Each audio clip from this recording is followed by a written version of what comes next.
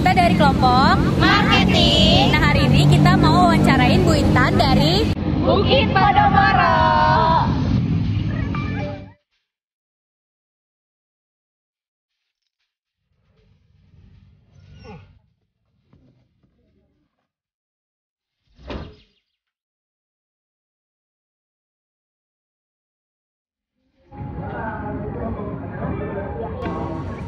Sebelumnya Kak, boleh diperkenalkan, terus kayak sebagai apa kakaknya, ibunya, terus namanya ibunya siapa? Oke, nama saya Intan Lugis, saya sales konsultan di Bukit Podomoro Jakarta. Ini salah satu grup besar Agung Podomoro Land ya, di Jakarta Timur. Sudah berapa lama kakak dari sini? Untuk di properti konsultan ini di Bukit Podomoro-nya saya baru 1,5 tahun. Tapi untuk properti lainnya itu dari 2013. Ada gak sih Kak kayak alasan kenapa PT Podomoro ini dibangun gitu? Agung Podomoro-nya aja atau Bukit Podomoro-nya? Bukitnya? Iya, Bukit Podomoro. Oke, Bukit Podomoro Jakarta ini kan dihadirkan, kita kerjasama dengan pemerintah Jakarta Timur ya. Kita dihadirkan ke Jakarta Timur ini untuk meningkatkan prestis dari lokasi kita Durensawit. Karena Jakarta Timur itu kenaikannya itu bagus tapi prestisnya masih kurang. Karena terakhir perumahan mewah di Jakarta Timur itu, terutama di Durensawit itu ada di Bilimun, sama kalau nggak salah Pondok Kelapa itu, tapi yang paling mewah itu Bilimun. Makanya prestisnya kurang, tapi kenaikan investasi propertinya bagus. Kenapa dia terlewat? Karena banyak developer besar itu mainnya di Bekasi. Nah, kita ini dihadirkan, digandeng sama pemerintah Jakarta Timur untuk menaikkan prestis dan kenaikan investasi properti ke depannya antara 5 sampai 10 tahun. Karena nanti ke depannya pemerintah Jakarta Timur ini future development di wilayah kita ini akan banyak berubah ya. Misalnya dari stasiun Manggarai, stasiun Tanah Abang itu kan akan ada perubahan. Kemudian ada kemarin ada renovasi dari Bandara Halim, itu sudah selesai. Kemudian ada kereta cepat di stasiun utamanya di Halim. Ini LRT yang di Jatibening. Nanti pelebaran jalan di depan lokasi kita 10 meter itu juga sudah dimulai. Kemudian ada rencana dari pemerintah Jakarta Timur merelokasi LP Cipinang, nanti akan dirubah jadi pusat bisnisnya Jakarta Timur itu. Nah, itulah kenapa kita dihadirkan dengan konsep rumah mewah prestisius, kemudian lingkungannya asri, nyaman. Terus kita juga ada bisnis parknya untuk menunjang kehidupannya nanti warga Bukit Podomoro dan warga sekitar. Kalau ini ada gak sih Kak kayak bagaimana sih cara mengembangkan dan membangun dari PT Podomoro-nya sendiri itu? Mengembangkan apanya nih? Kayak PT Podomoro ini biar kayak sang konsumen itu tertarik gitu. Kita pakai promosi ya. Tapi kita pakai promosi itu kita pakai dari bottom line sama upline ya. Kalau itu misalnya bottom line itu kita pakai hoarding, kemudian pakai spanduk, pakai billboard. Tapi kalau upline-nya kita main di media sosial. Kita masing-masing sales harus punya media sosial yang aktif. Untuk setiap bulannya pasang iklan. Dari satu bulan full harus ada pasang iklan di TikTok, di Instagram, di Facebook itu kita pakai, atau di landing page itu wajib. Semua harus punya, selain yang dari majornya si perusahaan kita, dari BPJ sendiri, dari bagian marketing dan promosinya itu kita punya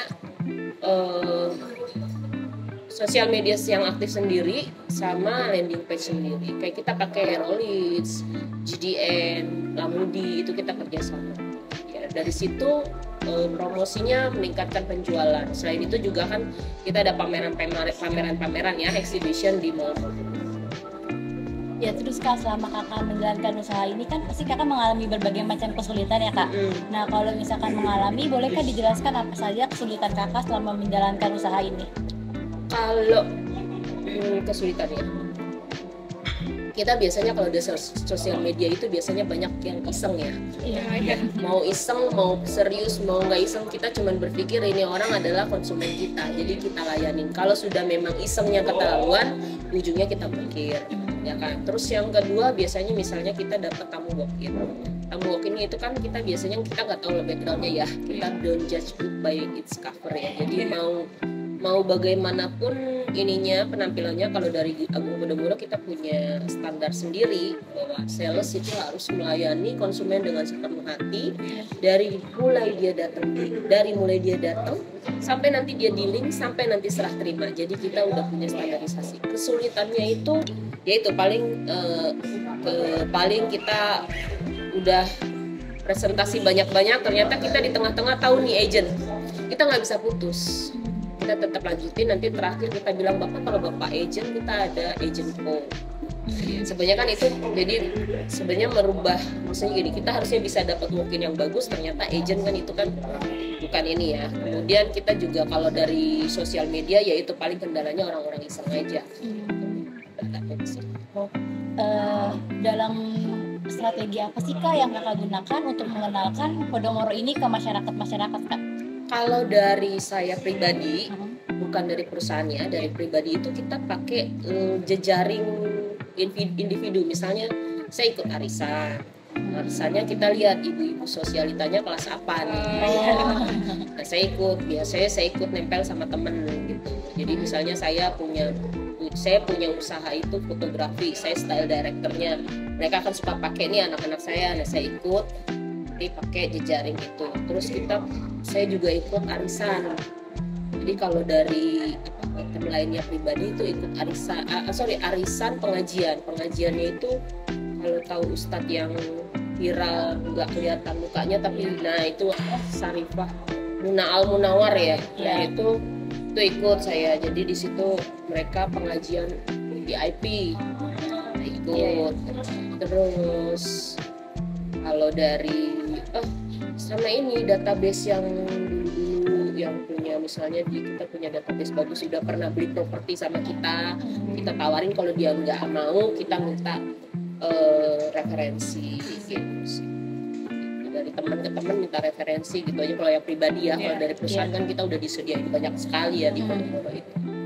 Terus kalau untuk melakukan digital marketing Kak, platform apa tadi sih Kak yang Kakak lakukan? Kalau platformnya maksudnya pakainya ya, kita pakai misalnya minggu pertama saya main di Facebook, karena jangkauan Facebook itu orang-orang daerah, ibu-ibu pejabat daerah itu masih pantau tuh dia, Facebook dari daerah saya dapat dari Ambon, dari Lampung, dari Palembang itu ada, pasti ada nyangkut. Minggu kedua saya pakai Instagram itu untuk anak-anak seusia saya ya. Ibu-ibu yang suka posting apa sih maksudnya yang instagramable itu, nah itu pasti dia kejaring di situ di Instagram. Yang ketiga adalah TikTok. Jadi minggu ketiga saya main di TikTok. TikTok itu buat milenial, anak-anak yang baru-baru lah, yang umur 25 ya 25 sampai 30 tahun itu biasanya mereka dari TikTok. Terus saya punya landing page sendiri, web sendiri. Kalau web sendiri itu dari 1 bulan itu full. 1 bulan full saya main di situ di ini. Tapi saya fokus di yang landing page ini, fokusnya di minggu keempat. Ya, jadi kalau sekarang orang jualan bakwan kan banyak, ya kan? Mau enak mau nggak enak ya kan banyak, tapi kalau kamu nggak promosiin di sosial media nggak bakalan ketemu itu konsumennya yang banyak. Jadi kalau nggak main di sosial media ya kita dikit dapetnya. Apakah dalam melakukan media platform ini membutuhkan biaya yang besar? Enggak, kalau biaya enggak. Jadi kita mainnya misalnya nih ya, kalau Facebook tuh pakai hashtag. 1 bulan itu kita biasanya, kalau saya ya 1 bulan itu kalau Facebook itu main di hashtag aja. Jadi Facebook, Instagram itu sama, main di hashtag. Kita masukin account di Facebook, itu kan akan nge-link ya ke Instagram. Itu dia cuma pakai 500.000, itu udah bisa semua dalam 1 bulan 500.000. Tapi kita mainnya di hashtag. Hashtagnya harus barang-barang mewah yang sama dengan kita punya, apple to apple. Misalnya kita hashtagnya ini kan properti mewah, tapi hashtagnya channel, Ferrari, itu kan semua udah masuk semua. Jadi nanti siapa yang suka barang-barang itu dia akan muncul kita gitu. Jadi di Instagram, di Facebook kayak gitu. Jadi mereka akan nge-link tuh dan harganya lebih murah. Kalau di TikTok memang dia agak mahal. TikTok memang agak mahal. Kalau menurut saya ya, TikTok agak mahal. 500.000 itu biasanya saya 2 minggu. Dan sebenarnya sih lebih efektif di Facebook dan Instagram. Saya belum nemu di TikTok. Sama di landing page saya itu lumayan murah dan ada aja lah yang masuk. Kalau TikTok saya belum paham ya, karena nggak terlalu paham TikTok juga. TikTok tuh biasanya mainnya gini. Saya menjelaskan mengenai cara beli properti, cara ini, nah gitu, bukan soal gambar-gambar gini. Nah itu saya yang belum. Jadi setiap platform itu ada gaya berbeda tersendiri. Kalau TikTok mainnya gitu, kita joget-joget nih gitu. Itu baru. Kelebihan dan kekurangan dari platform itu apa sih? Kalau Facebook itu biasanya kadang banyak orang isengnya ya. Tapi kadang ada dapat yang bagus. Pasti dari semua itu pasti ada. Tapi kalau Facebook ini, saya mau jual tanah di sini, jadi pikir saya orang Agung Podomoronya kali ya, yang orang bagian apanya gitu ya. Nah, itu kalau Facebook. Kalau Instagram dia kebanyakan dia milenial yang cari rumah di 2M, tapi gayanya sangit. Jadi dia suka lihat-lihat Chanel, lihat-lihat apa segala macam yang mewah-mewah, tapi budgetnya agak kurang. Tapi ada beberapa yang masuk. Kalau TikTok itu yang tadi saya bilang, dia harus punya visualnya lebih visual, musiknya itu harus lebih matching, jadi dia bisa FYP gitu. Harus menarik. Harus menarik. Kalau landing page biasalah, kita ada program apa kita masukin, itu biasa. Itu kalau landing page itu biasanya yang udah serius banget gitu. Terus selama menggunakan platform-platform digital ini, apa menurut Ibu perusahaan ini lebih berkembang dan dikenal, apa malah sebaliknya? Iya, pasti dong. Agung Podomoro itu kalau dari salesnya pribadi kan kita dibekali untuk kita mengikuti perkembangan zaman ya. Kalau dulu saya waktu 2013 itu kita pakai sisipan koran. Zaman dulu banget, pakai sisipan koran, pagi kita gini. Terus canvassing kemana-mana, bagi-bagi. Sekarang enggak, kita harus pakai digital marketing. Jadi skupnya bukan cuman lingkungan sini ya kan, tapi kita bisa mencakup dari luar daerah. Contohnya kita punya konsumen kayak konsumen saya, dokter di Kalimantan, itu dari Instagram saya. Itu dia kita dealingnya memang lama karena menunggu dia di sini, saya mesti videoin segala macam. Ada lagi dari Sulawesi. Jadi terus saya punya konsumen juga dari Semarang. Jadi digital marketing itu membantu sekali untuk yang namanya mempersingkat waktu, memperpendek jarak. Jadi kita barang di Jakarta, dia orang bisa lihat nih sama yang di luar daerah itu jangkauannya. Jadi mereka tahu. Jadi ini teknologi udah bagus banget ya. Orang tukang jualan nasi goreng pakai online aja udah bisa. Ya kan, nasi goreng kan pakai GoFood, tapi mereka juga ada iklan kan. Misalnya kue pancong itu yang di sini kan dia punya Instagram juga loh. Promosiin. Jadi untuk zaman sekarang digital marketing itu mau jualan apapun itu penting, karena semua orang bisa jualan, tapi semua orang tidak bisa mempromosikan. Lalu dari tadi beberapa platform yang udah disebutin, kira-kira menurut Ibu apa sih nih yang paling cocok, platform yang paling cocok untuk menaikkan branding dari properti Podomoro ini sendiri? Biasanya Instagram. Orang-orang tuh sekarang kalau di luar daerah kita mungkin ya masih pakai Facebook, tapi Instagram itu segambar keci aja kita iklanin itu bisa 1 minggu itu bisa lebih dari 100 sebenarnya. Meskipun orang-orangnya belum tentu masuk ya, misalnya dapat yang dari luar daerah, dapat ini gitu. Nah itu kita tinggal sortir aja. Dari sebenarnya nggak perlu khawatir sih. Sekarang teknologi itu saling melengkapi. Jadi saya pasang iklan pakai nomor, kita harus pakai punya 2 nomor bisnis dan nomor pribadi. Nomor bisnis itu boleh se-Indonesia Raya tahu. Mau tukang sunat badut itu di jalan boleh tahu. Nanti kan orang ngeklik masuk ke nomor bisnis kita kan. Nah itu kalau misalnya orangnya kelihatannya dari profilnya bagus, kita cek ada namanya get contact. Nah, dari get contact itu kita bisa lihat ini orang misalnya ada kan yang namanya mas penipu ini. Tapi ada juga ya dokter rumah sakit ini, dia pembeli properti ini. Nah itu kita tinggal, jadi sekarang tuh teknologi saling melengkapi. Jadi kita harus punya nomor personal, nomor bisnis. Nomor bisnis ini semua orang boleh yang masuk kita tinggal sortir aja. Ini orang serius apa enggak? Gitu sih. Lalu selanjutnya kira-kira jam-jam ideal berapa sih yang cocok untuk memposting konten? Kontennya. Nah ini jam ideal itu gini, sebelum saya biasanya habis subuh itu kan orang sebelum berangkat kerja dia akan scroll medsos. Nah itu habis subuh sama jam habis pulang kerja sekitar jam 7 jam 8 karena mereka sampai lagi macet. Nah itu jadi kalau misalnya siang percuma. Tapi kalau pagi sibuk. Jadi pada saat pagi habis subuh nih itu kita posting.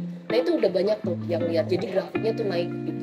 Tapi kalau malam itu kita masuknya di jam 7 jam 8. Jadi orang-orang udah lagi menikmati macet atau lagi udah sampai rumah ya kan, itu mereka udah scroll medsos. Kecuali weekend kayaknya. Kalau weekend saya biasanya ambilnya siang di jam 1 sama malam di jam 7. Jadi 3 kali kalau weekend. Jam-jam istirahat kita. Iya betul, karena mereka kan ada yang dari gereja, ada yang dari keluarga ya. Terus biasanya kalau dapat ide-ide kreatif gitu tuh inspirasinya dari mana sih? Kalau saya, karena dulu saya anak komunikasi ya, saya biasanya kalau tagline dari perusahaan itu kan sama nggak catchy ya. Iya. Maksudnya kurang terlalu formal. Nah saya biasanya pakai tagline yang saya ada di kepala saya sendiri. Inspirasinya ya misalnya kita habis baca buku, terus kita ada baca tagline-nya bagus gitu kan. Nah kita tinggal tambah-tambahin aja. Jadi combine dari yang formal kita kasih bahasa non formal. Tapi itu harus mencerminkan citra perusahaan, nggak boleh sembarangan. Ya. Jadi tagline-nya kita harus hati-hati karena kan ini big names. Jadi kita perlu hati-hati karena kita kan masuk sini kita juga udah ada standar sales. Bukit Podomoro ini standarnya tinggi gitu. Jadi kita punya standar khusus karena kita kan barangnya barang mewah ya. Barang 5M itu harus konsumennya harus sesuaikan dengan konsumen.